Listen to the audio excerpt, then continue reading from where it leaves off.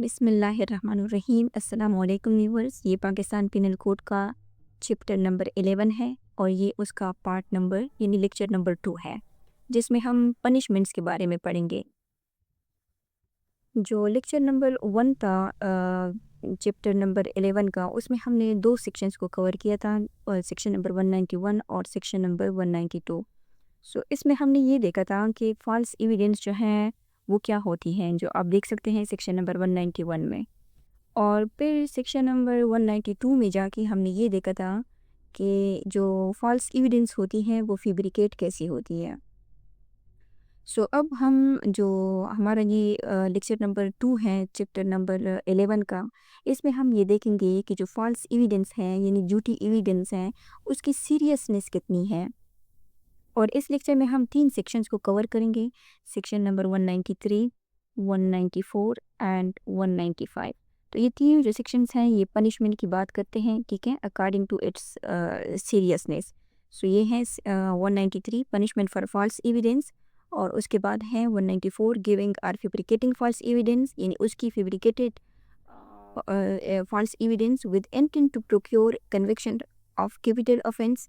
और फिर उसके बाद हम 195 को देखेंगे कि यानी ये तीनों सेक्शंस हैं वो तीनों जो है पनिशमेंट की बात करते हैं, लेकिन जो पनिशमेंट का लेवल है वो डिफरेंट है। यानी हर फॉल्स एविडेंस जो है वो सेम लेवल की जो है यानी क्राइम नहीं है। अगर वो सेम लेवल का क्राइम नहीं है तो इस वजह से उनकी जो पनिशमेंट है वो भी क्या है, यानी वो भी वेरी करती हैं, जो कि हम इन 3 सेक्शंस में देखेंगे। यानी जो पीपीसी है ना, इन 3 सेक्शंस में वो एक इम्पॉर्टेंट मोरल हायरार्की जो है वो क्रिएट करता है। सो यानी लॉ जो है वो प्रोग्रेसिवली पनिशमेंट इंक्रीज करता है according to harm to justice system. So logically ये जो 3 सेक्शंस हैं ये एक चेन बनाते हैं, ठीक है। यानी ऊपर की जो 2 सेक्शंस हैं ना, 191 और 192, उन उसमें हमने क्या देखा कि जो जनरल ये सॉरी जो फॉल्स एविडेंस है वो डिफाइन हुई। अब ये जो 193 है ये जनरल पनिशमेंट बताएगा, और जो 94 है वो फॉल्स एविडेंस अगर टू प्रोक्योर डेथ सेंटेंस, ठीक है, वो बताएगा। और 195 में बात होगी अगर जो फॉल्स एविडेंस है वो टू प्रोक्योर सीरियस कन्विक्शंस के लिए दी गई है, ठीक है। तो ये क्या है, इन एस्केलेशन का स्ट्रक्चर जो है हमें इन 3 सेक्शंस में बताया जा रहा है।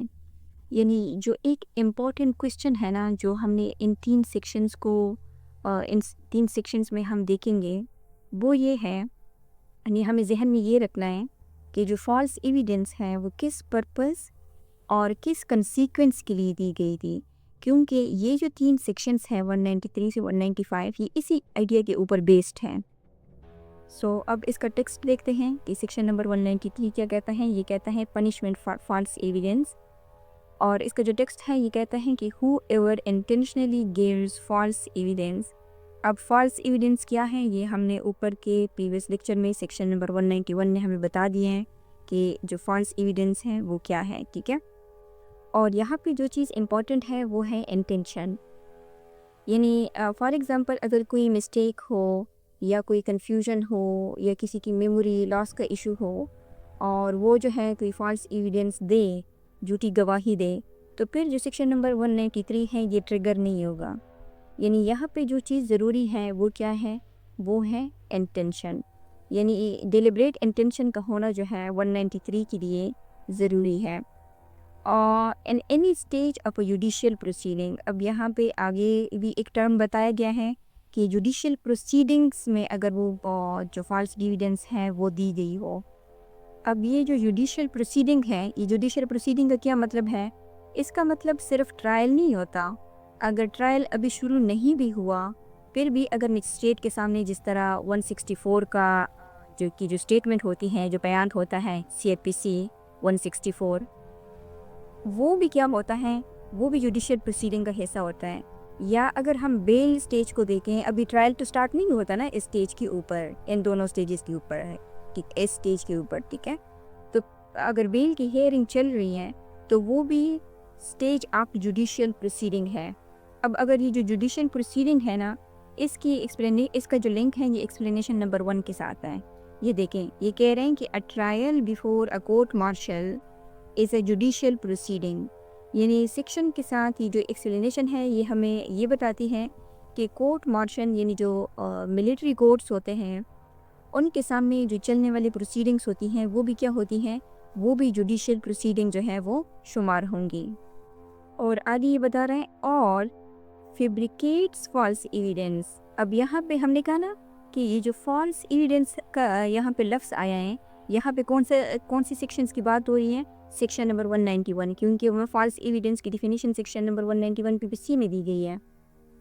लेकिन यहाँ पे बात हो रही है फैब्रिकेट फॉल्स एविडेंस, तो इसका जो लिंक है वो किसके साथ है, वो सेक्शन नंबर 192 के साथ है। क्योंकि अगर 192 को हम देखें तो जो 192 है वो बात करता है फैब्रिकेटिंग फॉल्स एविडेंस की, ठीक है। तो वो ये बताता है कि फैब्रिकेटिंग फॉल्स एविडेंस जो है क्या होता है।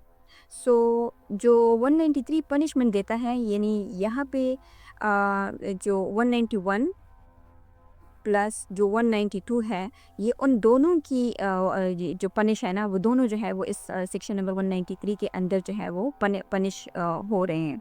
वो हमें कहाँ से पता चलता है, सिर्फ इन दो टर्म्स से, फॉल्स एविडेंस कि अगर वो गिव्स फॉल्स एविडेंस दे या फिर वो फॉल्स एविडेंस को फैब्रिकेट करे for the purpose of being used in any stage of judicial proceeding.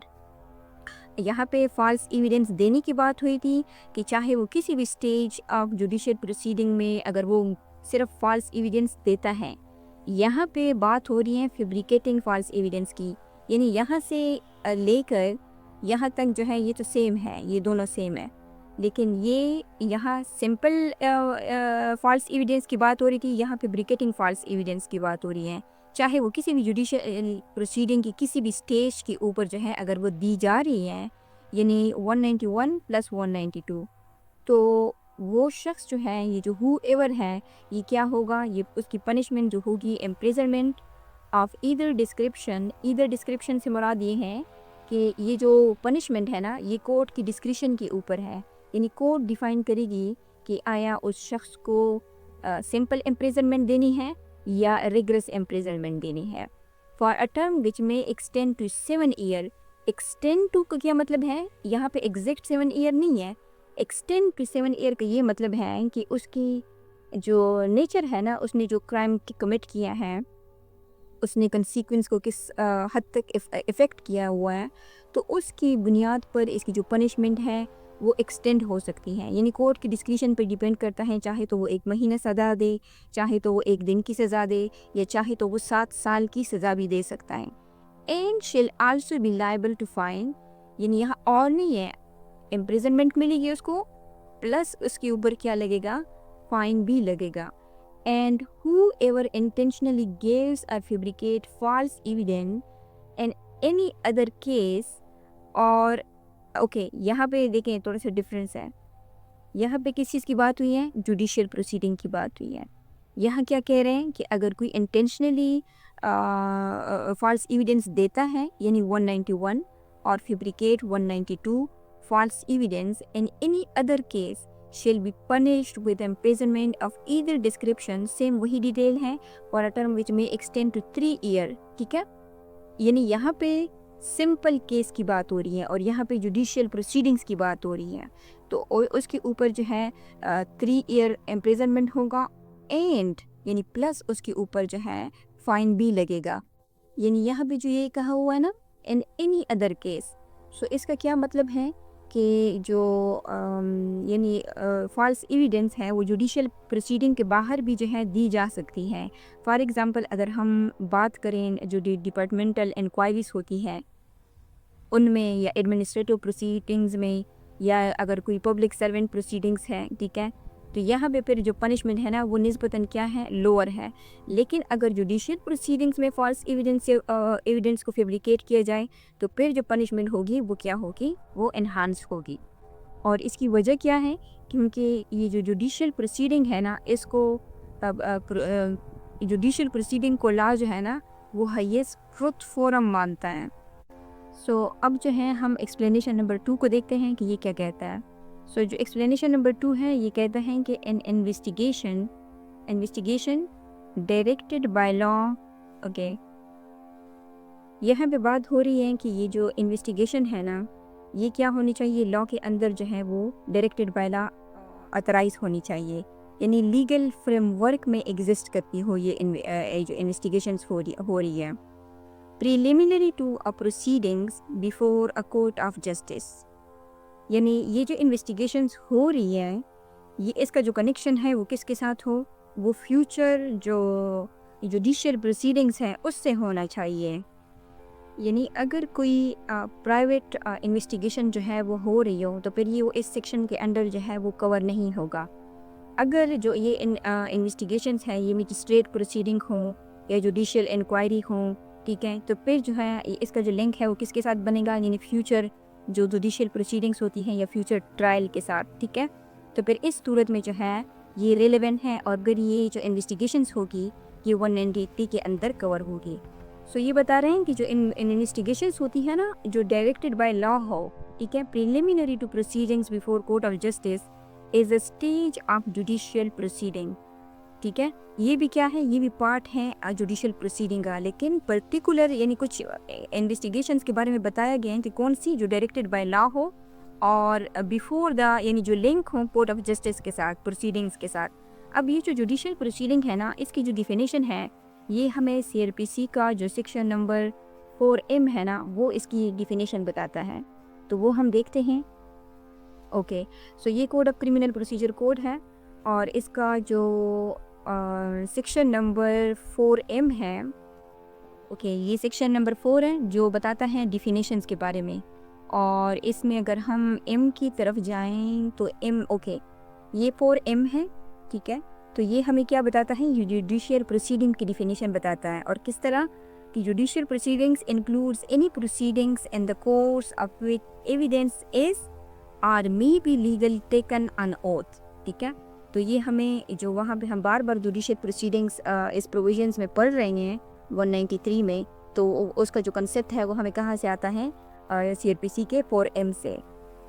सो आगे ये कह रहे हैं कि दो दैट इन्वेस्टिगेशन, ये जो इन्वेस्टिगेशंस डायरेक्टेड बाय लॉ हैं अगर may not take place before a court of justice, ज़रूरी नहीं है कि ये जो इन्वेस्टिगेशंस हैं ये कोर्ट ऑफ जस्टिस के सामने ही प्रोसीड होंगी, नहीं, सिर्फ दो कंडीशंस ज़रूरी होनी चाहिए कि डायरेक्टेड बाय लॉ हो और उसका जो फ्यूचर लिंक है वो किसके साथ हो, कोर्ट ऑफ जस्टिस की प्रोसीडिंग्स के साथ हो, ठीक है। ये ज़रूरी नहीं है कि वो इन्वेस्टिगेशन कोर्ट ऑफ जस्टिस के सामने भी होनी चाहिए।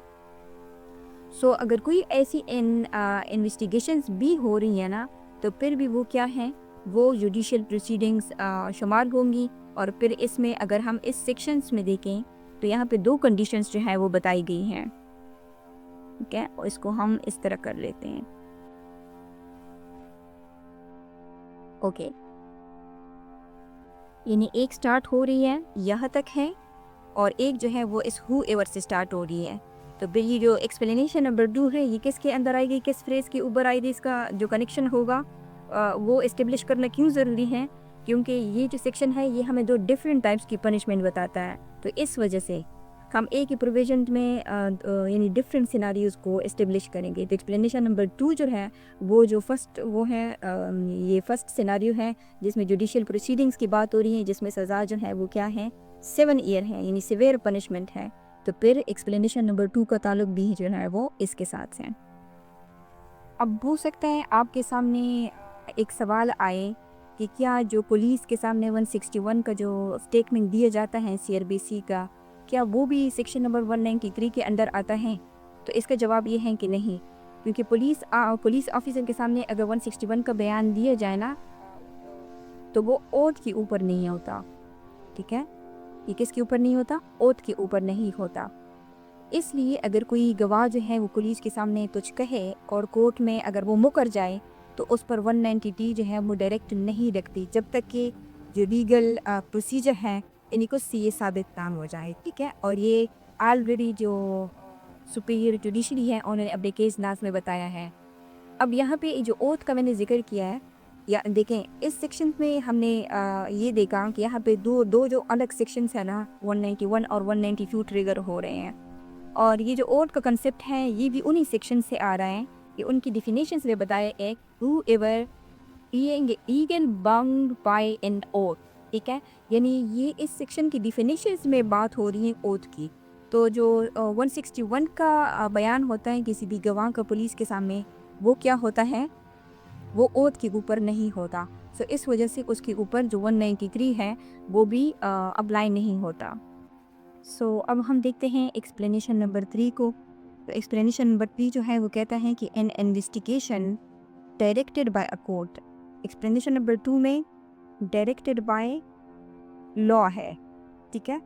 और जो एक्सप्लेनेशन नंबर 3 है उसमें है directed by court of justice according to law, ठीक है, क्योंकि लॉफुल होना ज़रूरी है ना। ओके, सो ये कहते हैं कि अगर कोई इन्वेस्टिगेशंस है, यानी अगर कोई कोर्ट जो है वो खुद किसी इन्वेस्टिगेशंस या इंक्वायरी को लीगल ऑर्डर करे and conducted under the authority of a court of justice, और जो कोर्ट ऑफ जस्टिस है वो खुद उसकी जो अथॉरिटी है उसको कंडक्ट करे is a stage of a judicial proceeding, तो ये भी क्या होगा, ये भी जुडिशियल प्रोसीडिंग होगा। यानी अगर कोई इसकी वायलेशन करेगा तो ये भी, ये जो फर्स्ट प्रेस है ना इस सेक्शन का, इसके अंदर 7 ईयर की उसकी पनिशमेंट मिलेगी। Though that investigations may not take place before a court of justice, अगरचे ये जो इन्वेस्टिगेशंस होगी अगर ये कोर्ट ऑफ जस्टिस के सामने ना भी हो रही हो, ठीक है, फिर भी जो है अगर कोई जो फॉल्स एविडेंस दे, ठीक है, यानी वो जुडिशियल प्रोसीडिंग्स ही कवर होंगी, तो फिर उसको जो है 7 ईयर की पनिशमेंट मिल सकती है। यानी इसका ये मतलब है कि कोर्ट ऑफ जस्टिस यानी जो कोर्ट रूम होता है ना उसके अंदर गवाही देने की शर्त यहाँ पे नहीं है कि हाँ जुडिशियल प्रोसीडिंग ये है कि आप कोर्ट में जाओ वहाँ पे खड़े हो कि कडेरे में गवाही लो, नहीं। यहाँ पे बात हो रही है कि कोर्ट खुद इंक्वायरी इन्वेस्टिगेशंस ऑर्डर करती है, ठीक है। फॉर एग्जांपल लोकल कमीशंस हो गया, या किसी को बेचती हैं किसी ज़मीन की बाउंड्री वेरिफिकेशंस के लिए, ठीक है, या साइट इंस्पेक्शन के लिए, या फिक्चुअल इंक्वायरी के लिए, ठीक है, या इस तरह और भी डिफरेंट जो है सिचुएशंस जो है हो सकती है। तो फिर वो क्या होगी, वो इन्वेस्टिगेशंस होगी ना, इन्वेस्टिगेशंस होगी और किसने डायरेक्ट की होगी, कोर्ट ऑफ जस्टिस ने डायरेक्ट की होगी अकॉर्डिंग टू द लॉ, तो ये भी फिर जुडिशियल प्रोसीडिंग्स के अंदर जो है वो आता है। और यहाँ भी जो बात कर रहे हैं ना कि ये वाला जो लास्ट फेज है दोनों में है कि though this investigations may not take place before a court of justice, तो ये क्या बता रहा है कि यहाँ पे जो लॉ है ना वो सब्सटेंस को इम्पोर्टेंट दे रहा है, यानी जो फिजिकल लोकेशन है उसको इम्पोर्टेंस नहीं दे रहा। अब अगर हम एक्सप्लेनेशन नंबर 2 और 3 में डिफरेंस देखें, तो जो एक्सप्लेनेशन नंबर 2 है वो बात करता है कि लॉ डायरेक्टेड इन्वेस्टिगेशंस जो है अगर वो लिंक हों फ्यूचर कोर्ट प्रोसीडिंग के साथ, जबकि जो 3 है वो बात करता है कोर्ट डायरेक्टेड इन्वेस्टिगेशंस की अंडर जुडिशियल अथॉरिटी। यानी एक्सप्लेनेशन नंबर 3 में जो जुडिशियल सुपरविजन है वो ज़्यादा स्ट्रांग हैं और ज़्यादा डायरेक्ट हैं। यानी इसकी एग्जांपल हम इस तरह ले सकते हैं कि अगर कोर्ट ने किसी मजिस्ट्रेट को या ऑफिसर को कोई इन्वेस्टिगेशन करने का हुक्म दिया है, जैसे फॉर एग्जांपल लोकल कमीशन या इंक्वायरी, तो वो इंक्वायरी अभी चल रही है और कोर्ट में केस जो है पेश नहीं हुआ, तब भी वहाँ जो दिया गया झूठ अगर कोई बोलता है ना, तो वो सेक्शन नंबर जो 193 है उसके अंदर 7 ईयर की कैद की सज़ा जो है उसको मिल सकती है। और एक्सप्लेनेशन ये एक्सप्लेनेशन नंबर 2 की बात हो रही है। अगर एक्सप्लेनेशन नंबर 3 को हम देखें तो इसकी एग्जांपल हम इस तरह ले सकते हैं कि अगर फॉर एग्जांपल कोई मजिस्ट्रेट है वो लॉ के अकॉर्डिंग किसी चीज़ की बाउंड्री तय करने के लिए, या जो ज़मीन की अगर कोई ज़मीन का झगड़ा है उसकी इन्वेस्टिगेशंस जो है उसके लिए वो मौके पर जाता है, तो वो मौके की जो प्रोसीडिंग्स है ना वो भी किस में शामिल हैं, वो भी जुडिशियल प्रोसीडिंग्स का हिस्सा है। सो इस वजह से ये इसके इस प्लेस के अंडर जो है ये कवर होगा। और ये अगर फॉर एग्जांपल कि मजिस्ट्रेट जो है वो जाता है मौका देखने के लिए, तो ये सीआरपीसी का जो सेक्शन नंबर 45 है ना ये उसको क्या करता है, एम्पावर करता है। ये आप देख सकते हैं ये चैप्टर नंबर 12 है सीआरपीसी का, ये बात करता है dispute is to immovable property. और ये सेक्शन नंबर 144 है, ये बात करता है procedure where disputes concerning land etcetera. अब लैंड में बहुत सारी, सिर्फ लैंड नहीं है, इसका स्कोप वाइड है। Is likely to cause breach of peace, अगर यानी ब्रीच ऑफ पीस का ख़तरा हो तो फिर इस सूरत में क्या होगा कि जो मजिस्ट्रेट होगा वो क्या कर सकता है, okay, is it from from a police report और any other information that a dispute likely to cause, यानी पीस का ख़तरा है, ठीक है, किसी ज़मीन पर या वाटर रिसोर्सेज पर या किसी बाउंड्रीज पर, तो वो क्या जो उसकी जुरिस्डिक्शंस में जो है आती है, तो वो क्या कर सकता है कि राइटिंग में ऑर्डर जो है वो लिख सकता है कि stating the ground of his being so satisfied and यानी वो खुद जा सकता है, ठीक है। And the parties concerning in such disputes to attend his court in persons or by pleader within time to be fixed by such magistrate. So ये जो सेक्शंस हैं ये क्या करता है कि ये जो भी स्टेट है उसको ये पावर देता है कि वो जो मौका होता है वो उसको क्या कर सकी, उसको खुद जो है विज़िट कर सकी। और ये भी आप देख सकते हैं ये 145(4) है, ठीक है। ये मजिस्ट्रेट को बाकायदा जो इंक्वायरी है इंक्वायरी करने और जो साथ में जो एविडेंस है ये गवाही देने का क्या जो है देता है। सो इसलिए ये जो है ये जुडिशल प्रोसीडिंग जो मैं की काउंट होगी। अगर भी शख्स जो है वो इस इंक्वायरी के दौरान मजिस्ट्रेट के सामने झूठ बोले या अगर कोई वो झूठे डॉक्यूमेंट्स जो है वो पेश करता है, तो बीबीसी का जो सेक्शन नंबर 193 है, एक्सप्लेनेशन नंबर 3 जो है उसके अंदर जो है वो पनिशेबल होगा। अब यहाँ पे एक और भी क्वेश्चन जो है वो आपके माइंड में अराइज हो सकता है कि फॉर एग्ज़ाम्पल एक अक्यूज्ड है और वो खुद कोर्ट में अपनी डिफेंस के लिए अगर वो झूठ बोलता है, तो क्या उसी सेक्शन नंबर ये जो 193 है उसके अंदर पनिश किया जाएगा या नहीं।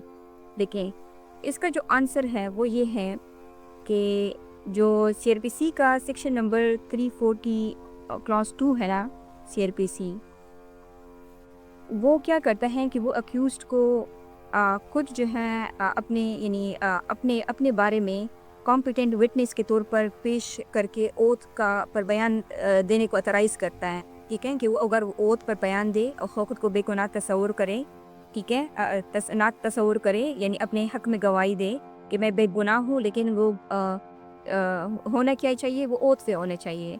सो अगर वो अपने डिफेंस में ओथ पर जानबूझकर झूठ बोलता है तो या बयान देता है, ठीक है, या बयान दे या वो झूठे सबूत पेश करें, तो फिर उस पर जो सेक्शन नंबर 193 है ना वो पेश होगा, जो अप्लाई होगा। अब हम इन दूसरा जो सिनारियो है वो क्या करते हैं वो डिस्कस करते हैं कि फॉर एग्ज़ाम्पल कोई एक विटनेस है, ठीक है, वो क्या करता है कि वो कोर्ट में जो है उसने झूठ बोला और अदालत को जो है पता चल गया कि उसने झूठ बोला है। क्या उसकी जो बाकी यानी जो बाकी गवाह हैं क्या वो भी खारिज हो जाएगी। कि यहाँ पे एक लिटिल मिक्सिम है और वो है फॉल्सस इन उनो और फॉल्सस इन ओनिबस। सो इस मिक्सिंग का मतलब ये है कि जिसने एक बात में झूठ बोला ना उसकी हर बात जो है झूठी। यानी अगर ये जो विटनेस है ये कोर्ट में खड़े होकर अगर किसी केस में एक छोटे से हिस्से पर भी जानबूझकर झूठ बोलता है ना, तो अदालत उसकी पूरी जो गवाही होती हैं, जो टेस्टिमनी होती हैं, उसको रद्द कर देती है। अगर हम पाकिस्तान में देखें ना तो पाकिस्तान की अदालतों में ये असूल जो है ये फॉलो नहीं हो रहा था, ठीक है। और इसकी वजह ये थी कि जो कोर्ट्स थी वो ये कहती थी कि हमारे यहाँ जो ज़्यादातर लोग होते हैं वो फियर की वजह से, दुश्मनी की वजह से वो थोड़ी हेरा फेरी जो है वो कर लेते हैं, यानी अपने बयान को एग्जिजरेट करते हैं। सो इस वजह से वो क्या करते थे, वो उनकी जो गवाही होती थी उसकी छांटी कर देने, ठीक है। जैसे चोकर, जैसे गंदम से उसका वो छिलका जो है ना वो अलग किया जाता है, ठीक है। तो इस तरह से उसकी जो गवाही थी उसका जो झूठा पार्ट था उसको सच्ची पार्ट से जो है वो जुदा कर दिया जाता था। फिर 2019 में जो आसिफ सईद कोसा हैं, एक बहुत एमिनेंट जज हैं पाकिस्तान की, ठीक है, उन्होंने एक सो मोटो लिया था और उस केस में जो है उन्होंने अपनी एक जजमेंट दी थी जिसमें उन्होंने इस प्रिंसिपल को दोबारा से इस्टेब्लिश किया।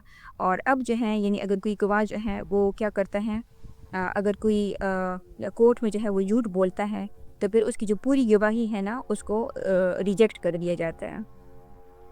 यानी उसकी अदालत जो है उसकी गवाही भी खारिज करेगी और सेक्शन नंबर 193 के अंदर उसके ऊपर क्या होगा, झूठे गवाह के तौर पे उसके ऊपर जो है ऑफेंस भी लग सकता है। सो अब हम इसका इलस्ट्रेशन देख लेते हैं। इसका जो इलस्ट्रेशन है इसको हम ऑलरेडी बयान कर चुके हैं एक्सप्लेनेशन नंबर 3 में, लेकिन अगेन हम इसको देखते हैं कि ए है an an inquiry before an officer deputed by a court of justice. यानी उसको क्या किया गया है, कोर्ट ऑफ जस्टिस ने डिप्यूट किया गया है और ये जो ए है ये कौन है, ये ऑफिसर है, किसके लिए, इंक्वायरी के लिए, किस मकसद के लिए, to ascertain on the spot of the boundary of the land, एक ज़मीन का झगड़ा आया है जो जो ज़मीन के बाउंड्रीज के ऊपर है। अब वो क्या करता है कि वो जाके यानी जो कोर्ट है वो यानी एक ऑफिसर या जो कमिश्नर होता है यहाँ पे जो लिखा हुआ है, ठीक है, उसको क्या करता है, उसको पॉइंट करते हैं कि जाओ ये जो साइट है इसका क्या करो, इसका मुआयना करो और जो बाउंड्रीज हैं उसको वेरीफाई करो। अब ये कौन है, ये है deputed by a court of justice, ठीक है, यानी ऑर्डिनरी प्राइवेट पर्सन नहीं है बल्कि जुडिशियल अथॉरिटी का एक्सटेंशन है। अब जो इंक्वायरी है, ये जो इंक्वायरी हो रही है ये कोर्ट बिल्डिंग के बाहर हो रही है ना, हो सकता है किसी शहर के दूर दराज इलाके में हो रही हो, किसी ज़मीन पर फील्ड पर इंस्पेक्शंस में, ठीक है। लेकिन चूंकि कोर्ट ने अपॉइंट किया है और लीगल अथॉरिटी के अंडर किया है, ठीक है, जुडिशियल पर्पस के लिए हो रहा है, सो इस वजह से ये क्या है, ये जुडिशियल प्रोसीडिंग है। अब ये जो ए है, ये क्या करता है, makes an oath a statement which he knows to be false, यानी वो knowingly false statement देता है। फॉर एग्जांपल वो बोलता है कि ये बाउंड्री हमारी है जब उसको पता है कि ये नहीं है, ठीक है। तो ये फिर क्या हो जाएगा, यहाँ पे उसने झूठ बोला। As this inquiry is a stage of judicial proceeding, हमने कहा ना कि ये जुडिशियल प्रोसीडिंग्स का पार्ट है, ठीक है, उसका स्टेज है, क्यों है, उसके डिफरेंट रीजंस हमने बताई, ठीक है। सो ए जो है उसने क्या दिया, उसने फॉल्स एविडेंस दिए। अब वो सेक्शन नंबर 193 के अंदर जो है वो फॉल्स एविडेंस का चार्ज उसके ऊपर लग सकता है और उसकी जो पनिशमेंट होगी वो क्या होगी, वो 7 ईयर होगी। तो अब जब यहाँ पे हमने जिक्र किया ना इलस्ट्रेशन में कि क्या होता है कि कोई ऑफिसर जो है उसको अपॉइंट किया जाता है कि वो क्या करे, कि वो स्पॉट का जो है विज़िट करे बाउंड्री डिटरमिन करने के लिए। तो इसका जो लिंक है वो CRPC के जो सेक्शन नंबर 148 है उसके साथ भी है।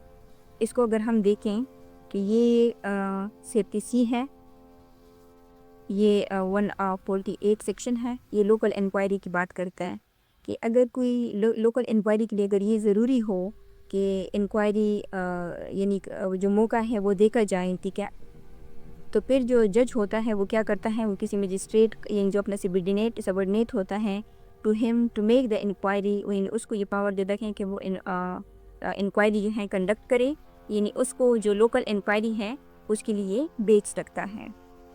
अब ये जो 148(2) है ना, ये क्या कहते हैं कि the report of the person so deputed, यानी जिसको डिप्यूट किया गया है साइट का मुआयना करने के लिए, may be read as an evidence in the case, यानी ये जो सब क्लास 2 है ये वाज़ेह करता है कि जो इंक्वायरी ऑफिसर है उसकी जो रिपोर्ट्स हैं उसको कोर्ट में बाकायदा सबूत यानी एविडेंस के तौर पर पढ़ा जा सकता है। इसलिए इस ऑफिसर के सामने बाउंड्री पर दिया गया हर झूठ जो है वो डायरेक्ट पर्ची शुमार होगा।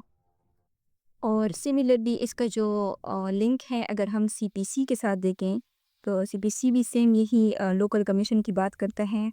आर्डर नंबर 26 रूल जो 9 है उसमें इसको हम देख लेते हैं।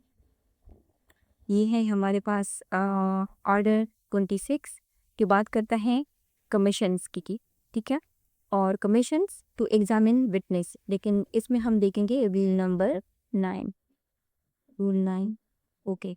सो ये रूल नंबर 9 है, ये कहता है कमीशंस फॉर लोकल इन्वेस्टिगेशंस, यानी ये जो रूल नंबर 9 है ये कहता है कि अगर किसी भी इन्वेस्टिगेशन पर्पस के लिए अगर और मुनासिब समझती है, ठीक है, जिस जो डिस्प्यूटेड मैटर हो, अगर कोई प्रॉपर्टी है उसकी मार्केट वैल्यू अराइज करनी हो, यानी या कोई ज़मीन हो या कोई वो मसला हो, तो फिर वो क्या कर सकती हैं कि कोई कमीशन जो है वो अपॉइंट कर सकती हैं, लोकल कमिश्नर, ठीक है, यानी वकील या कोई रेवेन्यू एक्सपर्ट जो है, और directing him to make such investigations and to report then in the court, यानी उसको डायरेक्ट क्या करती हैं कि वो क्या करे, इन्वेस्टिगेशन कंडक्ट करे और रिपोर्ट जो है वो करे, कोर्ट में पेश करे।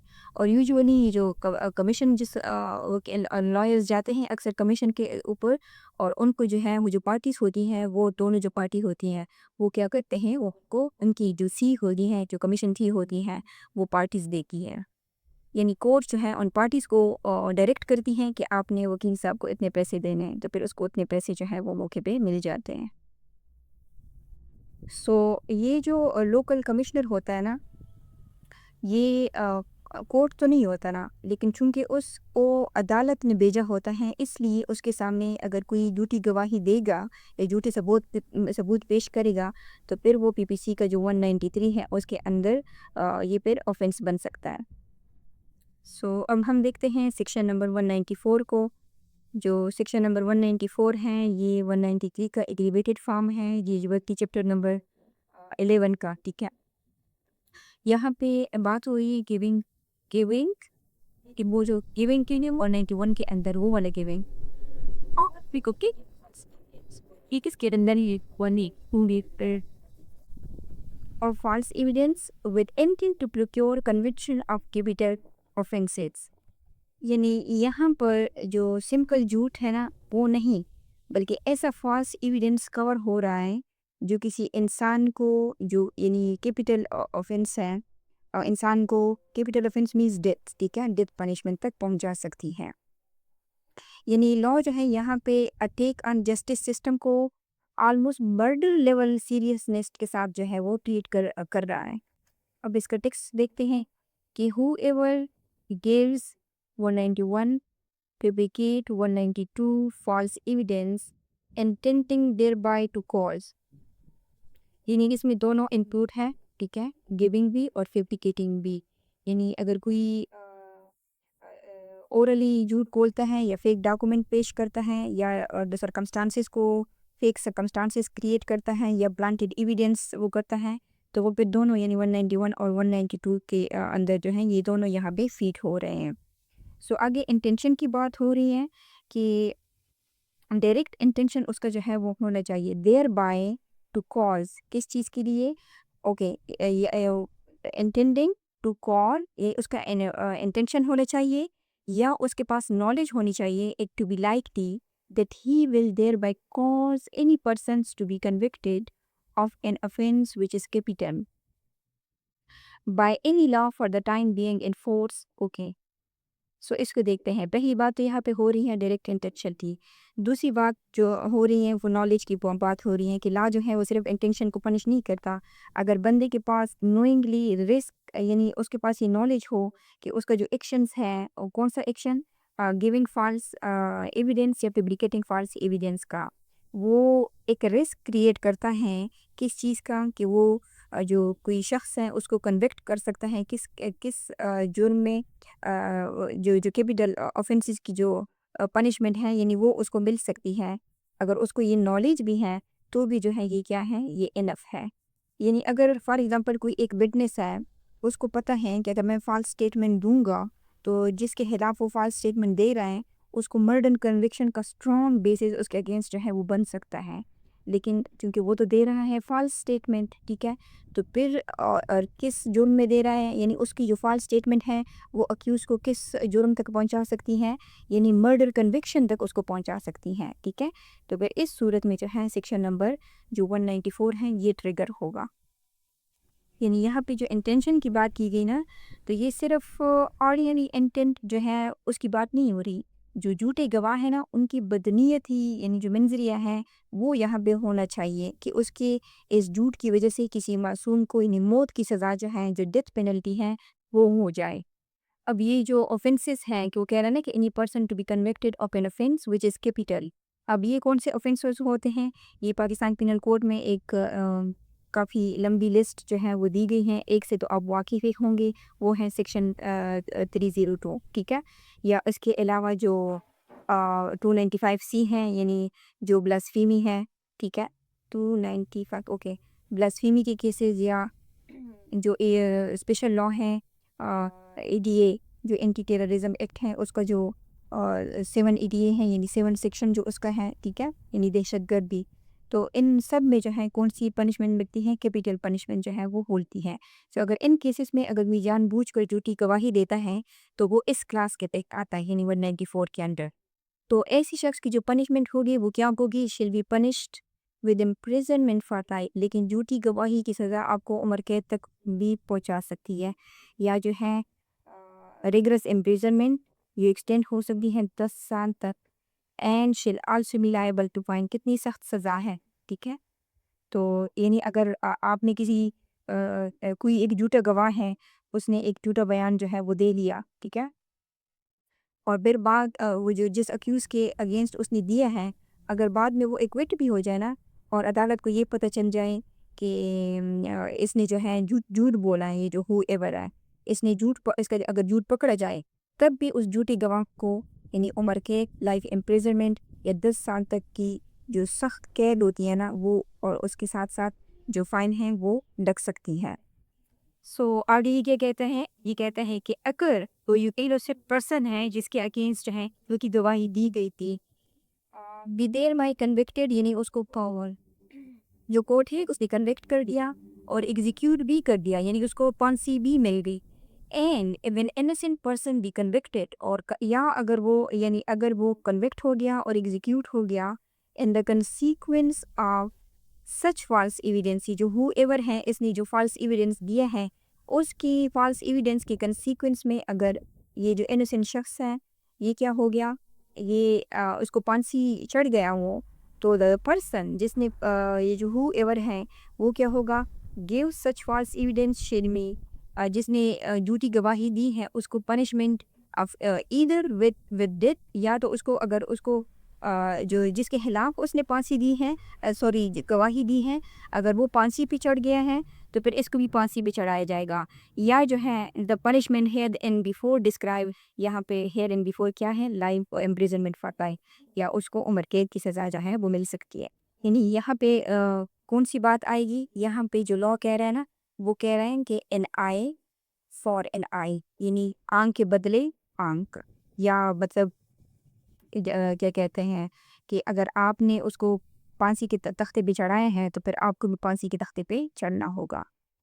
यानी अब अगर हम सेक्शन नंबर 193 में देखें ना, तो 193 जो है उसमें ऑर्डिनरी झूठ शामिल है जिसकी सज़ा जो है मैक्सिमम 7 साल तक है।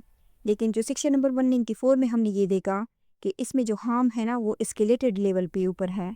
यानी अगर झूठ जो है, झूठ का जो असर है वो किसी की जान लेने पर अगर मबनी है, तो फिर जो कानून है वो 7 साल से यानी सज़ा को बढ़ाकर सीधा उम्र कैद या मौत की सज़ा तक ले जाता है।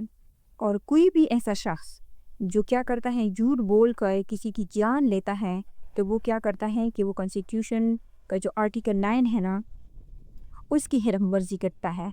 क्योंकि आर्टिकल 9 जो है वो ये कहता है कि नो पर्सन शिल बी डिप्राइव्ड ऑफ लाइफ और liberty save in accordance with law. तो जब कोई झूठ बोलता है तो वो क्या करता है, वो स्टेट का जो जुडिशियल प्रोसेस है उसका मजाक बनाता है, ठीक है। सो आर्टिकल 9 की एक यानी वायोलेशन है, ठीक है। सो इस वजह से जो सेक्शन नंबर 194 है वो इस कॉन्स्टिट्यूशनल राइट को प्रोटेक्ट करने के लिए अदालत को क्या देता है, एम्पावर करता है। सो इसका जो प्रोसीजर है वो क्या होगा, इसका प्रोसीजर जो है हम प्रीवियस लेक्चर में भी देख चुके हैं कि यहाँ पे जो सीआरपीसी का सेक्शन नंबर 195(1) है वो रिलेवेंट हो जाता है, और वो ये कहता है कि यानी उस इसके अंडर इसका जो केस है ना 194 का वो चलेगा जिस कोर्ट में इसने झूठी गवाही दी है, ये जो हूएवर है, फॉर एग्जांपल अगर कोई सेशन कोर्ट है, तो वो जो जज है ना, जिस जज के सामने उसने गवाही दी है वो खुद कंप्लेंट लिख कर भेजेगा, ठीक है। फिर उसके बाद उसके ऊपर जो है ट्रायल जो है वो स्टार्ट होगा, और ट्रायल में अगर उसको मौत की सज़ा दी जाए तो फिर जो सेक्शन नंबर 374 है ना सीआरपीसी का, वो क्या करेगा, उसके अंडर हाई कोर्ट से उस डेथ सेंटेंस की जो है कंफर्मेशन लाजमी होगी। सो अब हम देखते हैं आज का जो लेक्चर है उसका लास्ट सेक्शन है, सेक्शन नंबर 195 की। ये कहता है कि गिविंग, यानी गिविंग की बात अगर आ जाए तो फिर सेक्शन नंबर 191 ट्रिगर होगा, और फेब्रिकेटिंग फॉल्स एविडेंस और 192, ठीक है। ये डिफिनेशंस हैं दोनों की इन सेक्शंस में। With intent to procure conviction of offence punishable with imprisonment for life और for a term of 7 year or upwards. अब 194 और जो 195 है ना, ये क्या करता है कि इसका जो कोर लॉजिक है ना दोनों का वो सेम है। यानी फॉल्स एविडेंस को वेपन बनाकर किसी के अगेंस्ट यूज़ करके उनको किसी सीरियस कन्विक्शन दिलवाने के लिए दिलवाना, ठीक है। लेकिन वो 194 पे ये था कि आप किसी कोई ऐसी फॉल्स एविडेंस देते हैं जिसमें सामने वाले को जो है कैपिटल पनिशमेंट जो है वो मिल सकती है। और 195 में ये है कि आप जो गवाही दे रहे हैं या कोई एविडेंस पेश कर रहे हैं जो फॉल्स है, वो उन ऑफेंसेस यानी अक्यूज जो हैं उस ऑफेंस में मुलविस हैं या उसके अगेंस्ट जो ट्रायल चल रहा है, जिस ऑफेंस के अंडर, उस ऑफेंस की जो पनिशमेंट है वो क्या है, या तो इम्प्रिजनमेंट फॉर लाइफ है या जो है उसकी जो पनिशमेंट है 7 ईयर तक या जो है अपवर्ड है। सो इसको हम सिर्फ एक बार रीड कर लेते हैं क्योंकि सेम वही चीज़ है, इसमें बस थोड़ा सा माइनर सा फ़र्क है। So whoever gives or fabricate false evidence intending thereby to cause or knowing it to be likely that he will thereby cause any persons to be convicted of an offence which by any law से मुराद ये है कि वो BBC भी हो सकता है, यानी कोई भी लॉ हो सकता है, पाकिस्तान का कोई भी कानून हो सकता है, for the time being enforced, जो पाकिस्तान में enforce हो, is not capital, उसकी जो punishment है वो क्या हो, वो capital punishment ना हो। यहाँ पे क्या लिखा हुआ है, offence which is capital, ठीक है। बस इन दोनों सेक्शंस में यही डिफरेंस है, बाकी जो फ्रेजेस हैं उसको हमें ये डिटेल नहीं देखनी चाहिए क्योंकि सेम वही कंसेप्ट है। But punishable with imprisonment for life, लेकिन वो क्या हो, कैपिटल पनिशमेंट ना हो। यहाँ लिखा है ना कि विच इज़ कैपिटल, ठीक है, यहाँ लिखा है कि कैपिटल ना हो लेकिन उसकी पनिशमेंट जो है वो इम्प्रिजनमेंट फॉर लाइफ हो और इम्प्रिजनमेंट जो है वो 7 ईयर तक हो या उससे ज़्यादा हो। तो फिर जो ये हु एवर है ना, ये जो झूठी गवाही दे रहे हैं या झूठे डॉक्यूमेंट्स पेश कर रहा है, तो उसकी जो पनिशमेंट होगी as a person convicted of that offence would be liable to be punishment. तो उसकी पनिशमेंट क्या होगी, यानी उसको ये जो हु एवर है ना, उसको भी सेम वही पनिशमेंट जो है वो फेस करनी पड़ सकती है जो उस ऑफेंस की होती है। फॉर एग्ज़ाम्पल यहाँ पे अगर हम इन ऑफेंसेस की जिक्र करें तो इसमें डिकॉइटी आता है, सीरियस रॉबरी, किडनैपिंग या मेजर करप्शन या सीरियस हर्ट के ऑफेंसेस। तो वो जिस केस में अक्यूज के अगेंस्ट जो है गवाही देगा या डॉक्यूमेंट्स पेश करेगा झूठे, तो उसको भी उसी ऑफेंस की जो पनिशमेंट है ना वो फेस करनी पड़ सकती है। यानी यहाँ पे ये किस चीज़ की बात कर रहा है, ये बात कर रहा है द मिरर पनिशमेंट फार्मूला, यानी जैसा जुर्म वैसी सज़ा। यानी लॉ ये कहता है कि झूठे गवाह को वही सज़ा मिलेगी जो उस असली जुर्म की है जिसने मासूम शख्स को जो है वो जो क्लू एवर है खुद मसाला डाला था। सो यहाँ पर भी जो CRPC का 195(1) है वो ट्रिगर होगा, लेकिन ये PPC का 195 है और ये CRPC का 195 है। जो 195 PPC है ये सब्सटेंटिव लॉ है, ये पनिशमेंट बताता है। जो CRPC का 195 है ये प्रोसीजर बताता है, और ये सेम वही प्रोसीजर है जो पूरे इस चैप्टर में फॉलो होगा कि कोई भी शख्स जो है खुद जाकर उसके अगेंस्ट जो है झूठी गवाही की PR नहीं दर्ज कर सकता। जिस जज के सामने किसी ने एक झूठी गवाही दी है तो वो जज जो है वो क्या करेगा, उसके अंदर जो है यानी कंप्लेंट फाइल करेगा, फिर उसके ऊपर ट्रायल चलेगा। सो ये जो PPC है ये CRPC है, दोनों का जो सेक्शन नंबर है वो सेम है। सो आई होप के ये आपको, और यानी दोनों रेलेवेंट भी है, तो आई होप को आपको याद रखने में भी आसानी होगी। सो अब इसका इलस्ट्रेशन देखते हैं। इलस्ट्रेशन ये कहता है कि ए जो है वो झूठी गवाही देता है कोर्ट ऑफ जस्टिस के सामने। उसका इंटेंशन ये है कि वो जी को क्या करे, डिकॉइटी के केस में जो है कन्विक्ट करे। The punishment of dacoity is imprisonment for life. उसकी जो पनिशमेंट है वो इम्प्रिजनमेंट फॉर लाइफ है या रिगरस इम्प्रिजनमेंट भी मिल सकती है विच मेक्स 10 to 10 ईयर, ठीक है। ये डिकॉइटी की पनिशमेंट है विद और विदाउट फाइन, ठीक है। सो ए जो है therefore is liable for imprisonment for life और इम्प्रिजनमेंट विद और विदाउट फाइन, ठीक है।